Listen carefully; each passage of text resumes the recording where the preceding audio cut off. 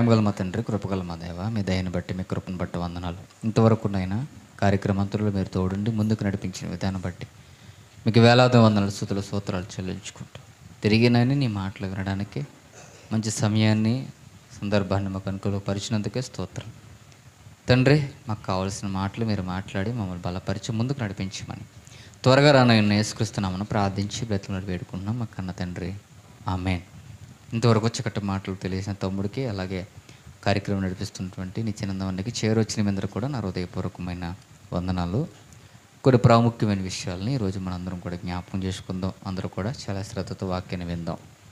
ముందుగా ఒక హెచ్చరికగా కొన్ని మాటలు విందాం. మనిషి ఎప్పుడు శత్రువు అవుతాడంటే, ఉన్నది ఉన్నట్టుగా మాట్లాడినప్పుడే శత్రువు అవుతాడు. అవునా? మిత్రుడు ఎప్పుడవుతాడు? లేనివి కల్పించి లాలనగా ప్రేమగా మాట్లాడితే మిత్రుడు అవుతాడు. కానీ శత్రువు ఎప్పుడైపోతాడంటే, ఉన్నది ఉన్నట్టుగా నిజం చెబితే శత్రువు అవుతాడంటే అక్షరాలుగా శత్రువు అవుతాడు. దేనికి శత్రువు అవుతాడు? చేసిన తప్పుని అది తప్పు అని చెప్పినప్పుడు, చేసిన చెడుకిరీలు అవి చెడుకిరీలు అని చెప్పినప్పుడు, అలా కాదు ఇలా బ్రతకాలి, ఇలా బ్రతుకుతేనే పరలోకం అని చెప్పినప్పుడు, నీ జీవితం సరిలేదన్నప్పుడు, నీ నడవడుకులు సరిలేవన్నప్పుడు, ఇలాగ ఎప్పుడైతే మనం ఎదుటి వ్యక్తికి సూటుగా చెప్తామో అప్పుడే మనం ఏమవుతాం? అవుతాం. నువ్వు దొంగతనం చేస్తున్నావు, చేయకూడదురా అని అనుకో, ఏమవుతావు? నాతో మాట్లాడతాడా? మాట్లాడు. నువ్వు వ్యభిచారం చేస్తున్నావు, నీ బతికిలాగేంటి అని అడిగాను అనుకోండి, నాతో మాట్లాడతారా? మాట్లాడు. నువ్వు మోసం చేస్తున్నావు, నువ్వు బతికేంటి అంటే నేను ఏమవుతాను? అప్పుడు శత్రువు అవుతావు. ఇదే ప్రస్తావన. నేను ముందుకు వెళ్తాను, జస్ట్ ముందుగా మాట చూపిస్తాను. ఎందుకు ఈ విషయాలు చెప్పాలంటే, కొన్ని విషయాలు జీర్ణించుకోవాలంటే, కొన్ని విషయాలు మనం సహించాలంటే, కొన్ని విషయాలు ముందు మనం తెలుసుకోవాలి. గల్తీలు రాసిన పత్రికలో పౌలు గారు రాస్తున్న ఈ పత్రికలో చెబుతున్న విషయం చూడండి. 4వ అధ్యాయము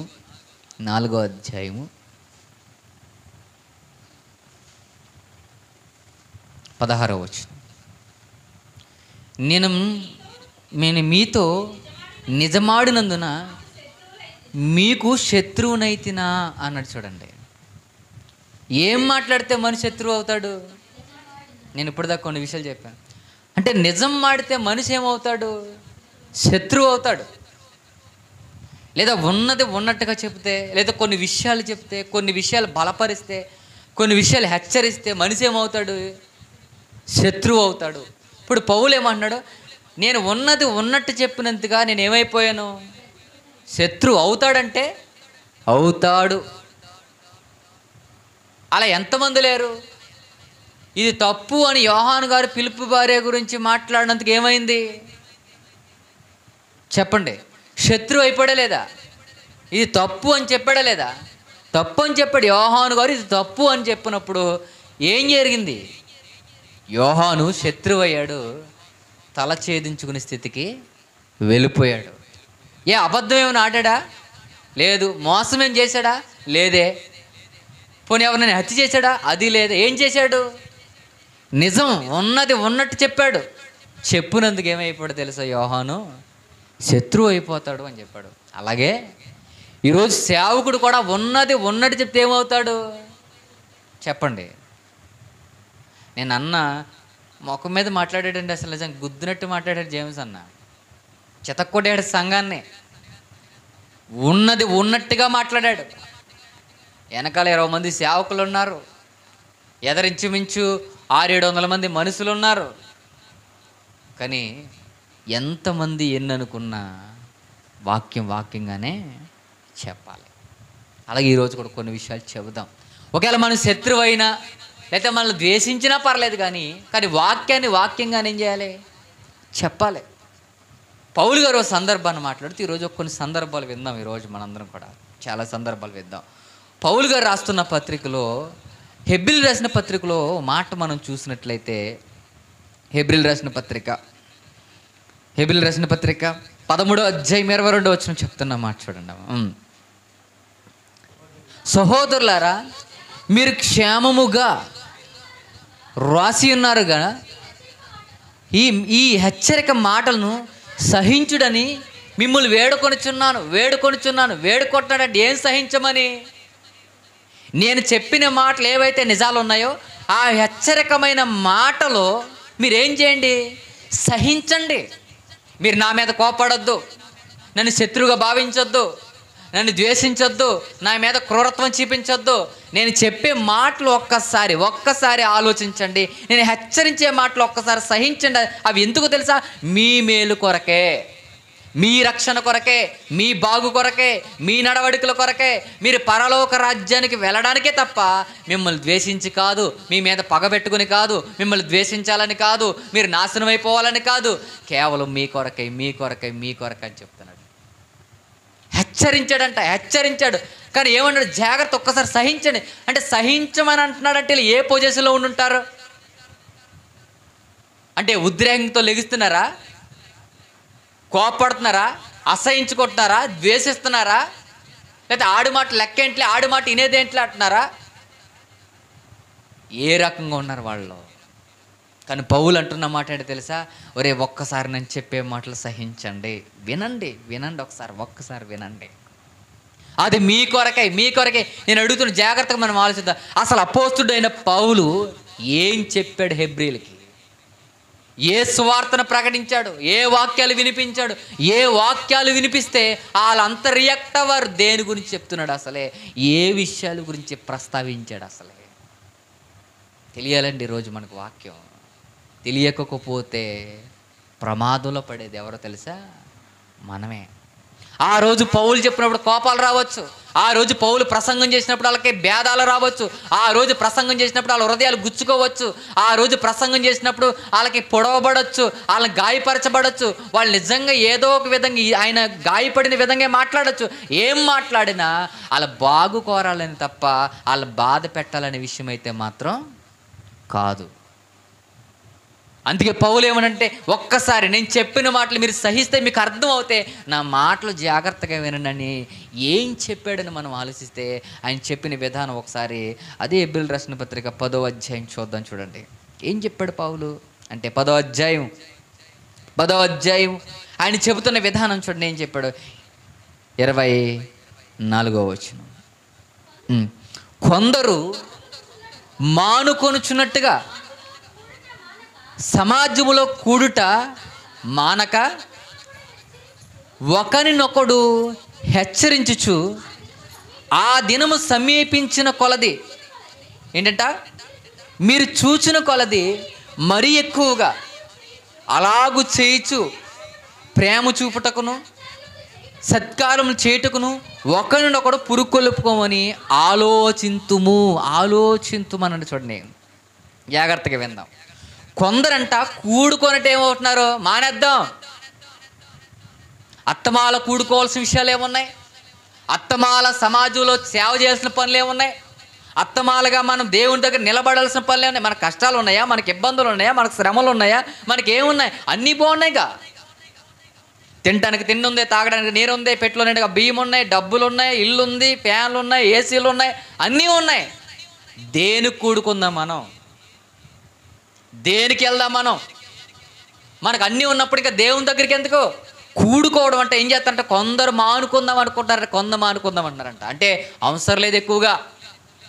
దీని గురించి మనం పెద్దగా ఆలోచించవలసిన అవసరం మనకే లేదు.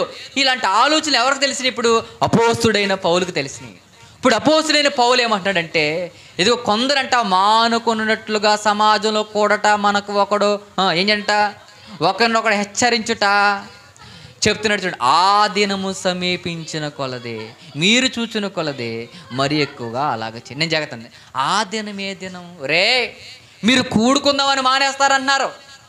మీరు ప్రార్థనకి ఎందుకు, సువార్తకి ఎందుకు? ఏదో ఇంట్లో చేసుకుంటే సరిపోదా? వీధిలో చేసుకుంటే సరిపోదా? ఏదో మోకరించి ప్రార్థన చేస్తే సరిపోదా? అత్తమాల సువార్తకి వెళ్ళాలా? అత్తమాల తిరగాల? అత్తమాల సమాజంగా కూడుకోవాలా? వారానికి 4, వారానికి 10, నెల బతకాలా అని మీరు అనుకుంటున్నారేమో. ఒక్కటి గుర్తుపెట్టుకోండి, ఏంటో తెలుసా? ఆ దినము సమీపించిన కొలది. ఆ దినము సమీపించుకోలది. ఏ దినం? నీకు ఒక రోజు దినం పెట్టే రోజు ఉంది. ఆ దినం ఏ దినం? అది ఏ దినాన్ని గురించి మాట్లాడుతున్నాడు? ఒరే, ఆ దినం సమీపించుకుంది, మీకు అర్థమవుతుంది. ఆ దినం ఏ దినం? యేసుక్రీస్తు వారు వచ్చే దినం. అది దగ్గరలో పడుతుంది, దగ్గరకు వచ్చేస్తే అది మీకు అర్థమవుతుంది, మీరు చూస్తున్నారు. ఆ వచ్చే దినము కోల్ది మీరు ఎక్కువగా కూడుకోవడానికి ప్రయత్నం చేయండి, మానొద్దు. ఎవరు రాబోతున్నారు? సాక్షాత్తు యేసుక్రీస్తు వారు రెండవ రాకల్లో రాబోతున్నాడు. ఆయన వచ్చే కోల్ది మీరు ఎలా ఉండాలో తెలుసా అంటే, మరి ఎక్కువగా సువార్తలో కూడుకోండి, మరి ఎక్కువగా ఒకరినొకరు హెచ్చరించుకోండి, మరి ఎక్కువగా సువార్తలో పాల్గొనండి. ఎక్కువగా మీరు సువార్తలో పాలుభాగస్తులు అవ్వాలని చెప్తున్నాడు. ఏ దినం సమీపిస్తుందంట? ఆ దినం. ఏ దినం అది అంటే మీకు చెప్తాను, బైబిల్ తీసి చెప్తాను చూడండి. హెబ్రీయులకు రాసిన పత్రిక 9వ అధ్యాయం ఏం చెప్తున్నాడు? ఆ కర్త ఏ దీని గురించి వివరిస్తున్నాడు చెప్తున్నాడు చూడండి. 9వ అధ్యాయము 28వ వచనం. అలాగుననే క్రీస్తు కూడా అనేకుల పాపములను భరించుటకు ఒక్కసారి అర్పింపబడి తన కొరకు కనిపెట్టుకొని ఉండు వారి రక్షణ నిమిత్తము పాపము లేకుండా రెండోసారి ప్రత్యక్షమగును. రెండోసారి ఎవరు వస్తారో? ఎలా వస్తాడో? పాపం లేకుండా వస్తాడు. ఎలా వస్తాడో? మేఘారుడై వస్తాడు. ఎలా వస్తాడో? భయంకరుడై వస్తాడు. ఎలా వస్తాడో? శిక్షించే విధంగా వస్తాడు. ఎలా వస్తాడో? లెక్కలు తేల్చే విధంగా వస్తాడు. ఆ దినం వస్తుంది. ఆ దినం వచ్చి కోలు మీరు ఎక్కువగా కూడుకోండి. ఎవరు వస్తున్నారు? మేఘారుడై యేసుక్రీస్తు వారి వేలేల దేవదూతలతో వస్తున్నాడు. వచ్చేవాడు ప్రతి ఒక్కడికి తీర్పు తీరుస్తాడు. కాబట్టి మీరు అందరూ కూడుకోండ్రా. ఆయన రాబోతున్నాడు. ఎలా వస్తాడు అనుకుంటున్నావు? ప్రేమామయుడుగా రాడు. మరలా సిలువ వేసుకోవడానికి రాడు. నీ పాపాలు క్షమించడానికి రాడు. మరలా ఆయన వచ్చేటైనా నీకు జాలు చూపడానికి, కరుణ చూపడానికి రాడు. వస్తాడు, ఎగేసుకుని వచ్చి మొత్తం అందరు దున్నుకెళ్ళిపోతాడు. కానీ మీరేమవ్వాలి తెలుసా అంటే, మీరు ఎక్కువగా కూడుకోండి. ఏ దినం వస్తుందో తెలుసా? యేసుక్రీస్తు వారు రాకడా వస్తుంది. ఈ ప్రసంగాన్ని ఎవరు చెప్తున్నారు? అపోస్తుడైన పౌలు చెప్తున్నాడు. ఏం చెప్తున్నాడు తెలుసా? మీరు కూడుకోవడం మానేస్తున్నారు. గుర్తుపెట్టుకోండి, ఎవరు వస్తున్నారు తెలుసా? యేసుక్రీస్తు వారు వస్తున్నారంటే అవును, ఎలా వస్తాడు? రెండవ రాకల్లో వస్తున్నాడు. ఏ రకంగా వస్తున్నాడు? పాపము లేని వాడుగా వస్తున్నాడు. ఎందుకు వస్తున్నాడు? తీర్పు తీర్చడానికి వస్తున్నాడు. చూడండి, నా మాట రాయబడుతున్న మాట ఎందుకు వస్తున్నాడు చెప్తున్నాడు చూడండి. 10వ అధ్యాయం 37వ వచనం. హెబ్రీయులకు రాసిన పత్రిక 10వ అధ్యాయం 37వ వచనం రాయబడుతున్నమాట చెప్తుంది. ఏమిటంట? ఇక కాలము బహు కొంచెముగానున్నది, వచ్చుచున్నాడు, ఆలస్యం చేయక వచ్చుచున్నాడు. నా ఎదుట నీతిమంతుడైన వాడు విశ్వాసము వలన జీవించును గాని అతడు వెనుక తీసిన ఎడల అతని యందు నా ఆత్మ సంతోషం ఉండదు. అయితే మనం నశించుటకు వెనుక తీయవారము కాము గాని ఆత్మను రక్షించుటకు విశ్వాసము గలవారై ఉన్నాము అన్నాడు. చూడండి, వస్తాడంటే వచ్చేవాడు ఏం చేయడు? ఆలస్యం చేయడు. వస్తున్నాడు. వచ్చేవాడు ఏం చేస్తాడు? నిజంగా ఆయన ఎదుట నీతిమంతుడిగా నువ్వు బతికితే, యథార్థంగా నువ్వు బతికితే, ఆయన విశ్వాసమందు నువ్వేమవుతావు తెలుసా? జీవిస్తావు.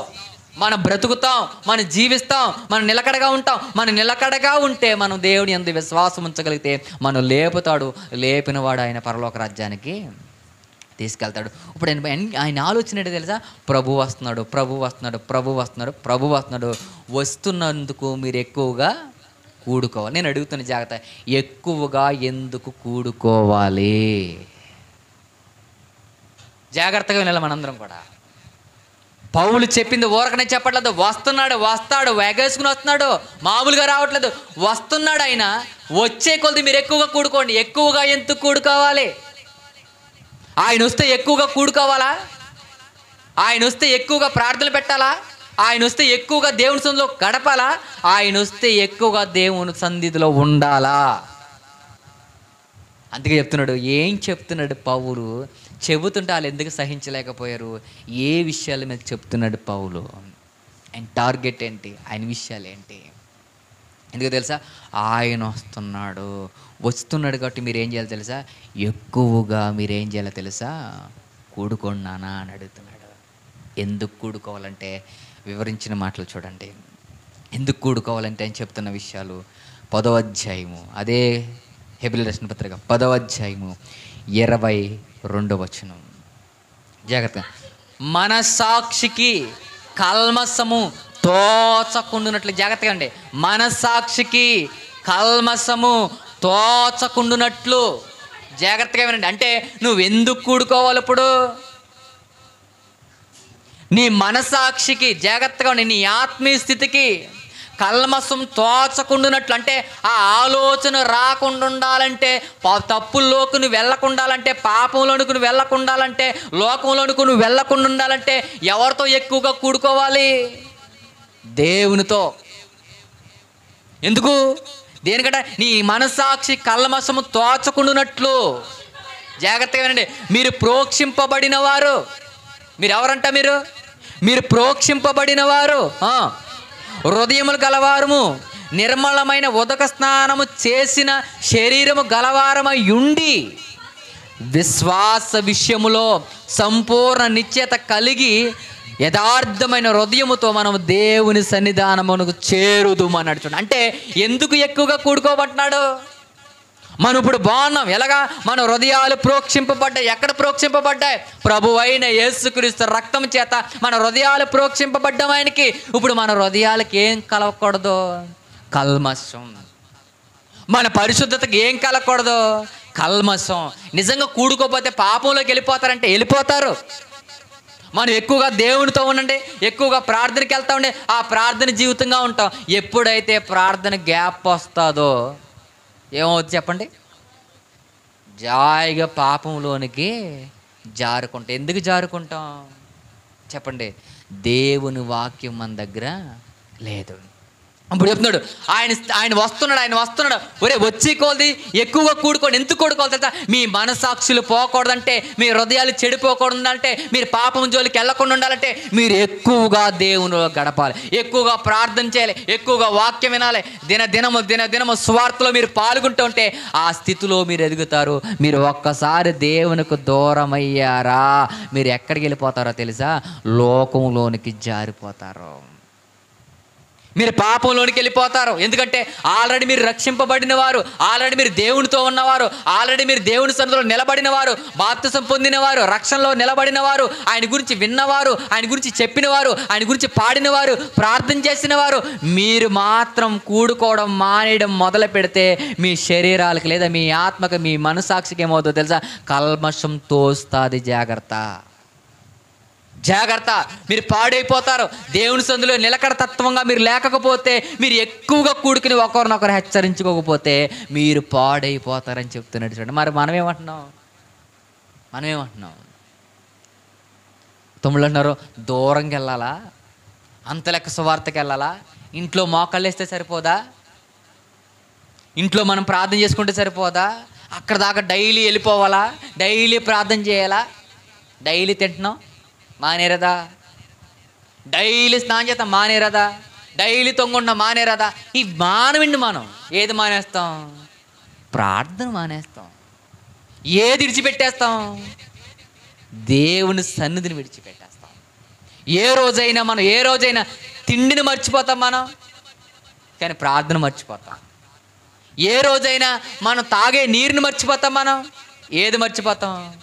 దేవుని సన్నిధి మర్చిపోతాం. ఏ రోజైనా ఇలా వదిలేసేనండి దీనికోసమని అంటాం మనం, కానీ ప్రార్థన వదిలేస్తాం మనం. అవసరం లేదంటే ఫీల్ అవుతాం మనం. నేను అడుగుతున్నాను జాగ్రత్తగా, మనం నెల రోజులు తినకపోయినా పర్లేదు, కానీ నెల రోజులు దేవుని సన్నిధిలో లేకపోతే నువ్వు పాడైపోతావు. ఎందుకు పాడైపోతావు? దుష్ట సాంగత్యం మంచి నడవడికని ఏర్పడతాయి. నీ ఖాళీ సమయంలో నీ మైండ్లో ఏం పెడుతుంది? మాయా, లోక కోరికలు పెడుతుంది. చూడండి, కొంతమంది ఉండి, అక్క ప్రార్థనకు రావా, చెల్లి ప్రార్థనకు రావంటే ఏయో సాకులు ఉంటాయండి మనకి. అక్కడ ఏం జరుగుతుందో తెలుసా? నీకు అర్థం కాని విషయం ఏంటి తెలుసా? నువ్వు దేవునిలోకి వచ్చిన రోజు చూడు ఎంత ధైర్యంగా ఉంటావు, ఎంత పశ్చాత్తాపం ఉంటుంది, ఎంత ప్రార్థన జీవితం ఉంటుంది. నువ్వు ప్రార్థనకు రాని రోజుకు చూసుకొని నీకు నువ్వు ఆలోచించుకో, ఎంత పాపం చేస్తావో నీకు తెలుస్తుంది. ఎందుకు? కూడుకోపోవడం వల్ల, దేవునిలో బతకపోవడం వల్ల. నిజమంటే అవును. నా మొదటి దినాల్లో నేను దేవుళ్ళకి రక్షణలోకి వచ్చిన తర్వాత అప్పటికి చిన్నోడిని, బాప్తిసం కూడా తీసుకోలేదు. ఆ తీసుకునే టైంలో మరలా ఏదో 4 మాటలు విన్నాను ఉద్రేకంతో. ఇంచుమించు 6 నెలలు 7 నెలలు గడిపిన నేను మరలా నాకు ఒక సహోదరుడు ఉండేవాడు. ఆ సహోదరుడు నన్ను నడిపిస్తూ ఉండేవాడు. నడిపించిన వాడు ఒక వారం రోజులు నాకు దూరంగా వేరే చోటకి వెళ్ళాడు. ఈ వారం రోజుల్లో నేను ఏమైపోయాను తెలుసా? లోకంలోకి వెళ్ళిపోయాను. లోకంలోకి ఎందుకు వెళ్ళిపోయాను? నన్ను నడిపించేవాడు లేడు, నాకు వాక్యాన్ని వినిపించేవాడు లేడు, నాకు గురించి సంభాషించేవాడు లేడు, ఆ విషయాలను తెలియజేసేవాడు లేడు. అంటే మనం కూడుకోకపోతే, దేవుని మాటలు మాట్లాడుకోకపోతే పోతామా అంటే పోతాం. లోకంలో కలిసిపోతామంటే కలిసిపోతాం, లోకానుసారంలోకి వెళ్ళిపోతామంటే వెళ్ళిపోతాం. కానీ పౌలు ఎందుకు చెప్తున్నాడు తెలిసే విషయాన్ని? కూడుకోండి, మీ మనసాక్షి ఒకవేళ తప్పుపోద్దేమో, మీ మనసాక్షి కల్మషంతో నిండిపోద్దేమో, మీ మనసాక్షి లోకానుసారంగా వెళ్ళిపోద్దేమో. జాగ్రత్త జాగ్రత్త జాగ్రత్త. నేను అడుగుతున్నాను, కల్మషం వస్తే ఏమవుతుంది?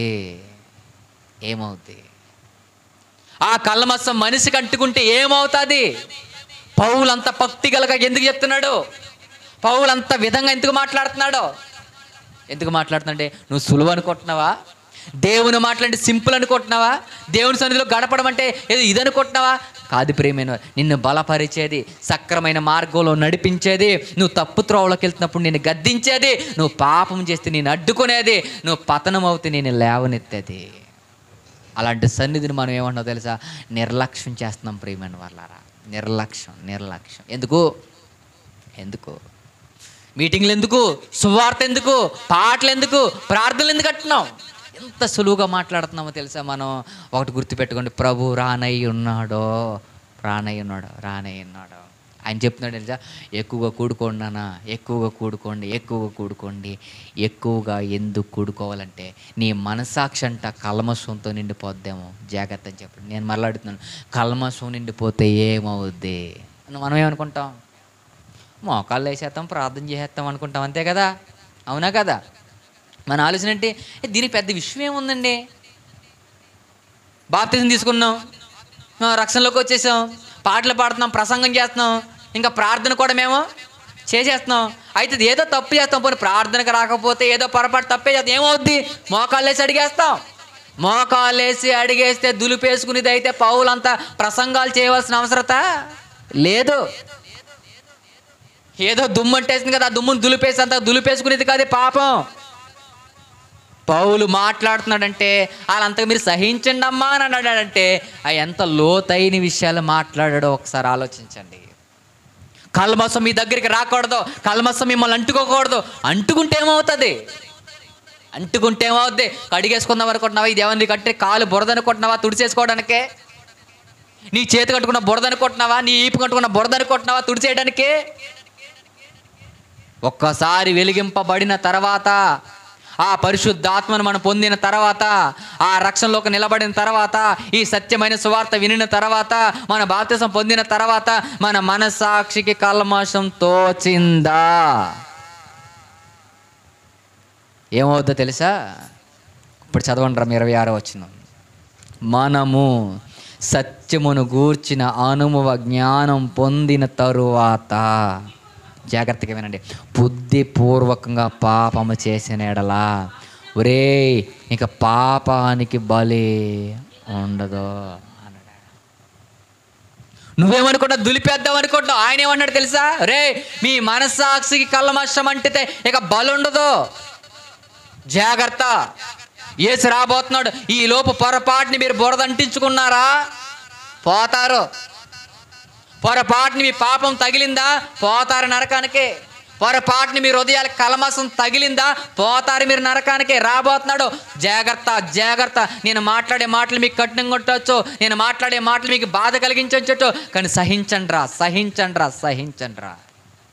ఒకవేళ నేను మాట్లాడే మాటలు నేను శత్రువుగా మీకు అనిపించవచ్చు, సహించండి. మీ కొరకు మాట్లాడుతున్నాను, మీ కొరకు చెప్తున్నాను.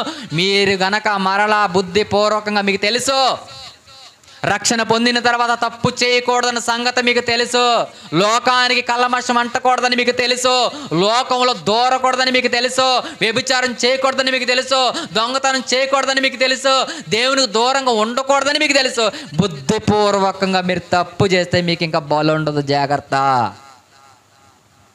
మీరు తెలిసి తప్పు చేస్తే జాగ్రత్త.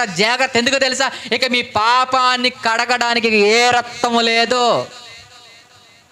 ఇంక ఎలాంటి తప్పులు దిద్దడానికి ఇక బలి లేదు, జాగ్రత్త అని చెప్తున్నాడు. ఊరకనే మాట్లాడాడు అనుకుంటున్నారా పౌలు గారు?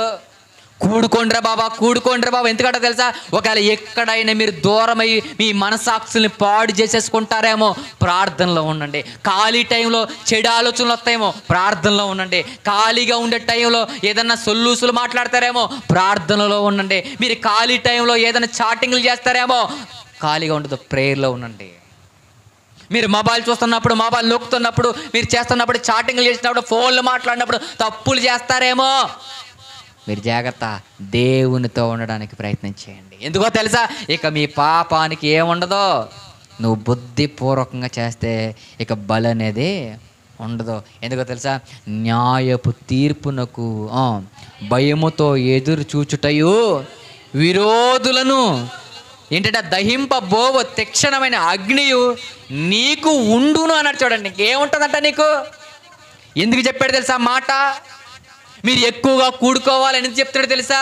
మీరు ఎక్కువగా దగ్గర ఎందుకు ఉండాలంటే, ఒక్కసారి మరలా పొరపాటుగా పాపం అంటితే ఇక కడుక్కోవడానికి లేదు. ఇక పొరపాటు చేసే ఆ తప్పు ఏదైతే బుద్ధిపూర్వకంగా చేసావో, నీకు తెలిసి మరి చేసావో, దానికి ఇక బలి ఉండదు. నీ కొరకు ఏముందంటే తెలుసా, తీర్పు ఉంది. ఏంటంటే ఆ తీర్పు ఇంకా నువ్వు భయంతో ఎదురు చూడటయే. ఏం చెప్తుంటే, విరోధులను దహింపబోవు తీక్షణమైన అగ్నికి నువ్వు ఎదురు చూడాలి. ఇక నీకు ఉండేది ఏంటో తెలుసా, అగ్ని కాల్చడానికి సిద్ధంగా ఉంది. గుర్తుపెట్టుకో. సహిస్తారండి ఇలాంటి మాట్లాడితే అంటున్నాడు, మీరు సహించాలి. ఎందుకు సహించాలి? ఎక్కువ కూడుకోండి, మీరు జాగ్రత్తగా ఉండండి, మీ నడవడికలు జాగ్రత్తగా పెట్టుకోండి, మీ ప్రవర్తన జాగ్రత్తగా పెట్టుకోండి. అందుకే నేను చెబుతున్నా తెలుసా, మీరు ఒకరినొకరు హెచ్చరించుకోండిరా, సత్యంలో నిలబడండిరా, ఒకరినొకరు పురుకొల్పుకోండిరా. ఎందుకు పురుకొల్పుకోండి తెలుసా అంటే, మీ మనసాక్షి గట్టి పరిస్థితుల్లో కల్మషం తోచకూడదంట. చేయడం కాదు, తోచకూడదంట. చేద్దామన్న ఆలోచన కూడా రాకూడదు. ఎందుకో తెలుసా, వస్తే నీ పాపానికి బలం ఉండదు. ఏముంటుంది నీకంటే, నీ కొరకు నిల్వ చేయబడిన అగ్ని ఉంది అన్నాడు. చూడండి, ఆయన చెప్పిన మాట అంటే ఇంకా కఠినమైన మాట. ఎగ్జాంపుల్ చెప్తున్నా చూడండి కింద, ఎవడైనను మోసే ధర్మశాస్త్రముందు నిరాకరించిన ఎడల 2-3 సాక్షుల మాట మీద ఏంటంటే కనికరింపకుండా వాని చంపెదరు అన్నాడు. ఏంటి ధర్మశాస్త్రం చెప్తుంది తెలుసా? ఒకటి సపోజ్ ఒక వ్యభిచారం చేశాడు అనుకోండి, 2 వ్యక్తులు నిజమే చేసిందని ఆ మాట మీద వాళ్ళిద్దరు సాక్ష్యాల మీద ఏం చేయాలి తెలుసా? వ్యభిచారం చేయని స్త్రీని రాళ్లతో కొట్టి ఏం చేయాలి? చంపేయాలి. ఎవరి సాక్ష్యాలు? 2 సాక్ష్యాలతో అంత కఠినంగా చంపేస్తున్నారు కదా. అయితే తాను కింద రాయబడుతున్న మాటలు అయితే చెప్తున్నాడు చూడండి, ఇట్లుండగా దేవుని కుమారుని పాదములతో త్రొక్కి ఏంటంట, తాను పరిశుద్ధపరచబడుటకు సాధనమైన నిబంధన రక్తమును అపవిత్రమైనదిగా ఎంచి కృపకు మూలగు ఆత్మను తిరస్కరించేవాడు ఎంతో ఎక్కువైన దండముకు పాత్రుడిగా ఎంచబడునని మీకు తోచును అన్నాడు. ఏమవుద్దంట? ఏం చేస్తున్నాడు నువ్వు పాపంలోకి వెళ్తే? తాను ఏంటంట, తాను ఎవరిని తన్నుతున్నావు నువ్వు? అట్లున్న దేవుని కుమారుని పాదములతో ఏంటంట త్రొక్కి. ఏనంట, ఇట్లుండగా దేవుని కుమారుని పాదములతో త్రొక్కి తాను పరిశుద్ధపరచబడుటకు సాధనమైన నిబంధన రక్తమునంట అపవిత్రమైనదిగా ఎంచుతున్నావంట. ఏంటంట? అపవిత్రగా. ఇక ఆ 2 సాక్ష్యాల మీదే ఊరుకోలేదు కదా. ఇప్పుడు నువ్వు ఎవరో తెలుసా? క్రీస్తు రక్తాన్ని పాడు చేస్తున్నావు. రెండోది పరిశుద్ధాత్మను కూడా ఏం చేస్తున్నావు తెలుసా? తిరస్కరించిన వాడు. ఇంకా ఎంతో ఎక్కువ దండకు నీ కొరకు నిలవ చేయబడి ఉంది. జాగ్రత్త, జాగ్రత్త అని చెప్తున్నాడు. మీరు చాలా జాగ్రత్తగా ఉండాలి. ఎందుకు జాగ్రత్తగా ఉండాలి తెలుసా అంటే, చెబుతున్నాడు చాలా ప్రమాదం ఉంది. మీ నడవడుకులు చాలా జాగ్రత్తగా ఉండాలి, మీ ప్రవర్తనలు జాగ్రత్తగా ఉండాలి. ఎందుకు చెప్తున్నాడంటే, మీ కల్మషం అంటుకోకూడదు. ఎందుకు అంటుకోకూడదంటే చెప్తున్నాడు, మీకు ఇంకా మీ పాపానికి బలి ఉండదు. మీ కొరకు ఏమి నిలబడి చేయబడిందంట? మహా అగ్ని. దాని కొరకే మీరేం చేయాలి? ఎదురు చూడండి. అంత స్పష్టతగా చెప్తూ ఉంటే మనం ఏమనుకుంటున్నాం తెలుసండి, ఈరోజు ఈరోజు పాపం చేస్తే సాయంత్రం ఏం చేస్తే పోద్ది? ప్రార్థన చేస్తే పోదు. నీ కొరకు ఏముందో తెలుసా? అగ్ని. నీ కొరకు ఏ నిల్వ చేయబడి ఉందో తెలుసా? తీక్షణమైన అగ్ని. అది చేతి కట్టుకున్న బురద అనుకుంటున్నావా సోప్తో కడిగడానికి? పాపం ప్రియమైన వాళ్ళరా, ఎలా చేసావు? అది బుద్ధిపూర్వకముగా తెలిసి మరేం చేస్తావు తెలుసా? పాపం. ఇజ్రాయేల్ కొన్ని ఆజ్ఞలు ఉన్నాయి. ఏంటవి? దొంగతనం చేయకూడదు. తెలుసా తెలీదా? తెలుసు. మరి చేసావంటే బుద్ధిపూర్వకంగా బుద్ధి లేకుండానా? బుద్ధిపూర్వకంగా. చెప్పండి, క్షమాపణ ఉంటుందా? శిక్ష అనుభవించాలి. అదే విషయం చెప్తున్నాడు. ఏమంటున్నాడు తెలుసా? మీరు తెలిసి మరి ఏం చేస్తారో తెలుసా? పాపం చేస్తే మీకు బలం ఉండదు నాన్న. అందుకు మీరేం చేయాలి తెలుసా? ఎక్కువగా మీరేం చేయాలో తెలుసా? కూడుకోండి.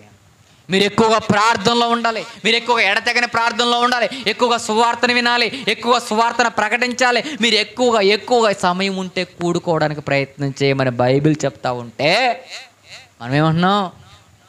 చెప్పండి, మనం ఏమంటున్నాం? ఓ రోజు అడుగును ఓ రోజు మానేస్తారా మనం? చెప్పండి, మానేస్తామా? మానగలరా? మానలేం. ఓ రోజు తిని ఓ రోజు మానేస్తాం మనం? మానలేం. కానీ ఈరోజు గుర్తుపెట్టుకోండి, ప్రభు సన్నిధిలో మానకుండా ఉండడానికి ట్రై చేయాలి. ఉండాలి. ఎందుకు ఉండాలో తెలుసా? త్వరలో ప్రభు ఏమైనాడు తెలుసా? రానయ్యున్నాడు.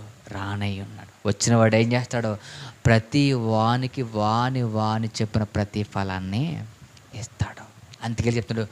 మీరు పౌలు అంటున్నాడు హెబ్రీలు, జాగ్రత్త, కూడుకోవడం మానొద్దు. కొందరు మీరు ఆలోచనలో నేను మానేద్దామని, కొందరు మీకు కంటెంట్ ఉంది వదిలేద్దామని, కానీ మానుకోవడం మాత్రం, ఆ పనులు మాత్రం చేయకండి. ఎందుకు తెలుసా? మీరు కూడుకోవడం వల్ల ఏమవుతారో తెలుసా? పురుకొల్పబడతారు, బలపడతారు, దేవుళ్ళు ఇంకా ఎదుగుతారు. మీరు వినే కొద్ది బలపడతారు. మీరు కూడుకుని కొద్ది, ప్రార్థన చేసే కొద్ది మీరు ఇంకా దేవుళ్ళు స్థిరపడతారు. మీరు స్థిరపడాలంటే మీరు ఎక్కువగా ఏం చేయాలో తెలుసా? దేవుని సన్నిధిలో మీరు కూడుకోవాలి. అందుకే ఈ మాటలు ఎలా ఉన్నాయండి? వాళ్ళకి కఠినంగా ఉన్నాయి లేవా? ఉన్నాయి. ఈ మాటలు కఠినంగా ఉంటే అప్పుడు పోవాలండి. రే దయచేసి నేను చెప్పేది హెచ్చరిక, కానీ మీరేం చేయాలో తెలుసా?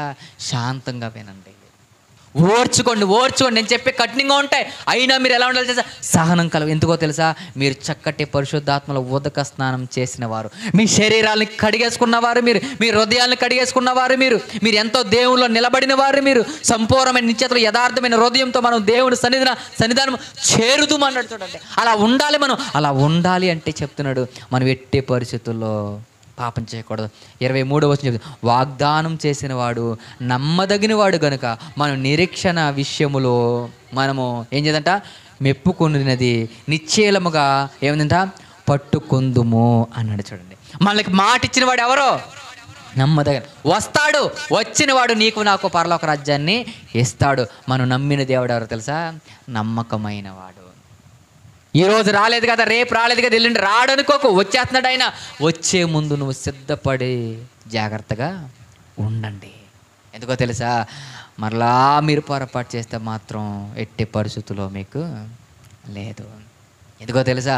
ఆయన రాబోతున్నాడు. ప్రియమైన వాళ్ళ చెప్పండి, ఆయన వచ్చి కొలది మనం ఏం చేయాలి?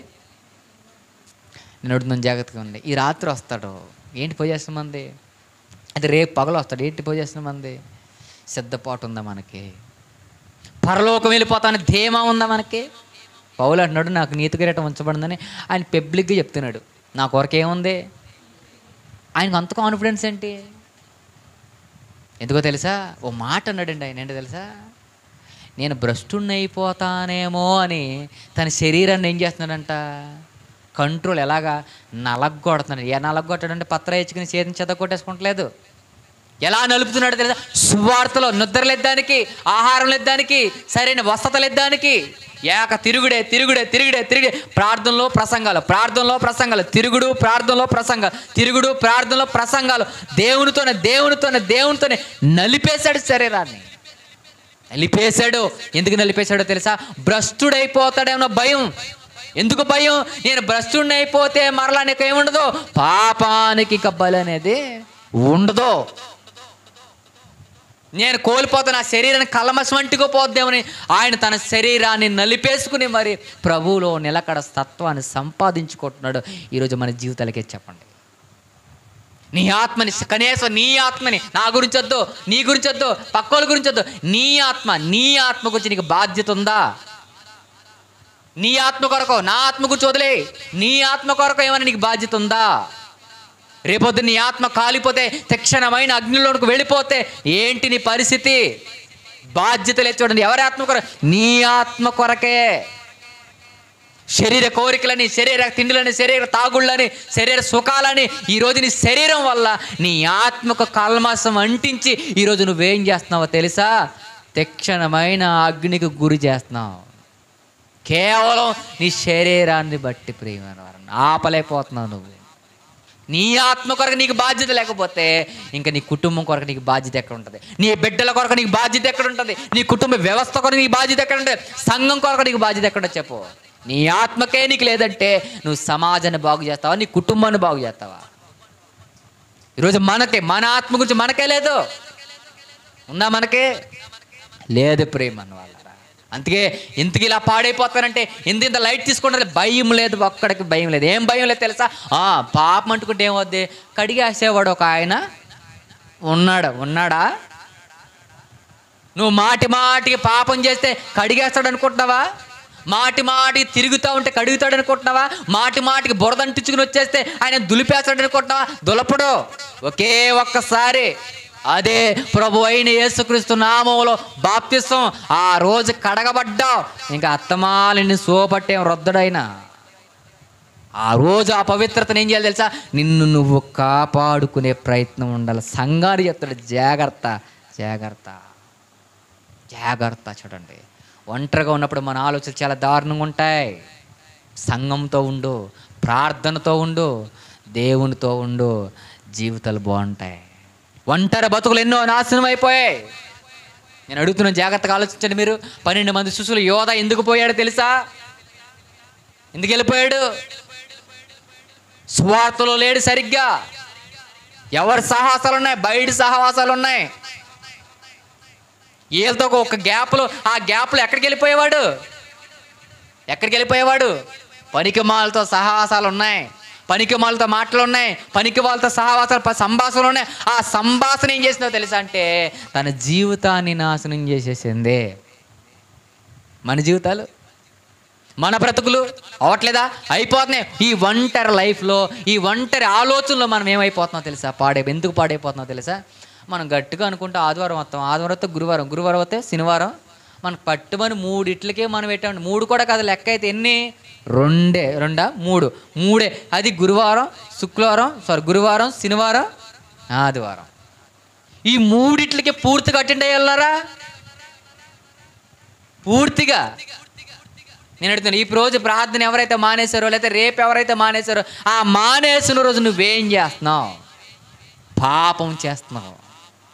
నీ ఆత్మ కల్మషాన్ని అంటిస్తున్నావు. అది ఇక్కడ ఉండి చూడు, నీ హృదయం ఎలా ఉంటుంది?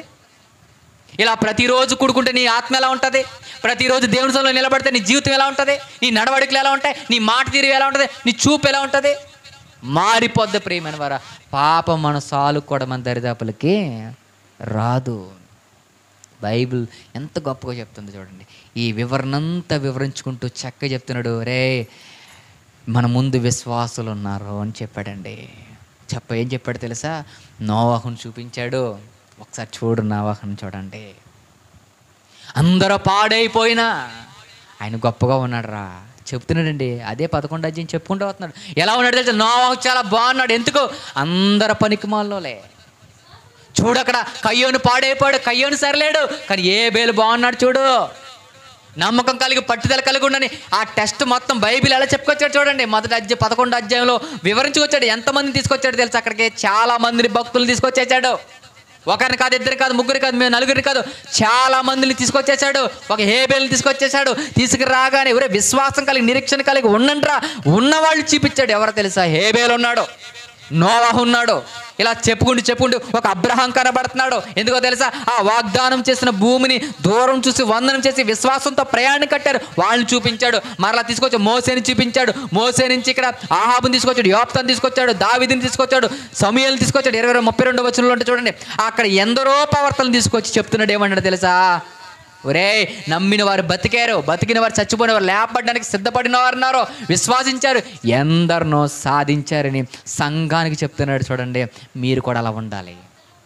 శ్రమలు వచ్చిన, కష్టాలు వచ్చిన, ఇబ్బందులు వచ్చిన, వ్యాధులు వచ్చిన, బాధలు వచ్చిన వాళ్ళు ఉన్నారు. వాళ్ళ నడవడికలు ఎంతమంది ఉన్నారు తెలుసా? అప్పుడు 12వ అధ్యాయం అంటే ఇంత గొప్ప సాక్షి సమూహం మనకు మేఘం వలె ఆవరించున్నది, మనము కూడా ప్రతి భారముగా సులువుగా చుక్కులు. 12వ అధ్యాయం 1వ వచనం 12వ అధ్యాయం చెప్తుంటే ఇంత గొప్ప సాక్షి సమూహము మేఘము వలె మన ఆవరించినందున మనము కూడా ప్రతి భారం జాగ్రత్త, ప్రతి భారం సులువుగా చిక్కులు పెట్టే పాపమును విడిచిపెట్టి విశ్వాసమునకు కర్తయు దాన్ని కొనసాగించువాడైన యేసు వైపు చూచుచు మనం ఆయన ఎదుట ఉంచబడిన పందెమందు ఓపికతో పరిగెడదామన్నట్టు.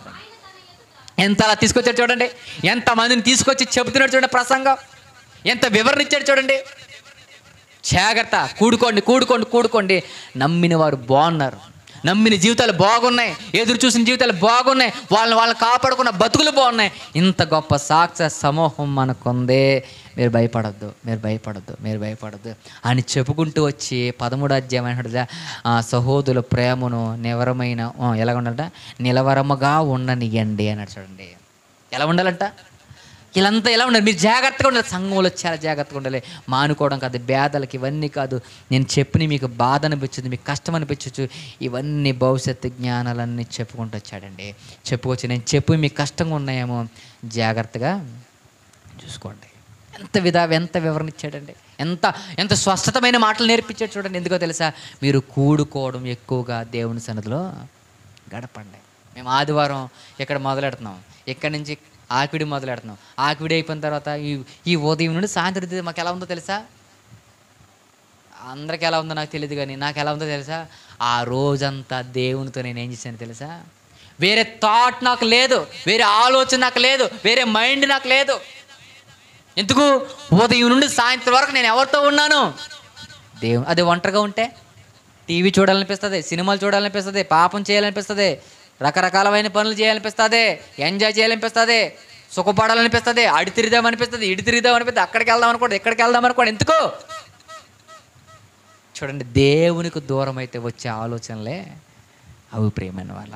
అందుకే పౌలు గారు ఏం చెప్తున్నాడంటే, మీరు ఎలా ఉండాలో తెలుసా, ఎక్కువగా కూడుకుని మీరు జాగ్రత్తగా సువార్తలో బలపడండి. ఎందుకో తెలుసా, మీరు కడగబడిన వారు, మీరు పరిశుద్ధపరచబడిన వారు, పొరపాటున మీ ఆలోచనలు మారినయా మీ బతుకు బందరు బస్టాండింగ్ అయిపోతాయి, మీ బతుకు మామూలుగా ఉండదు.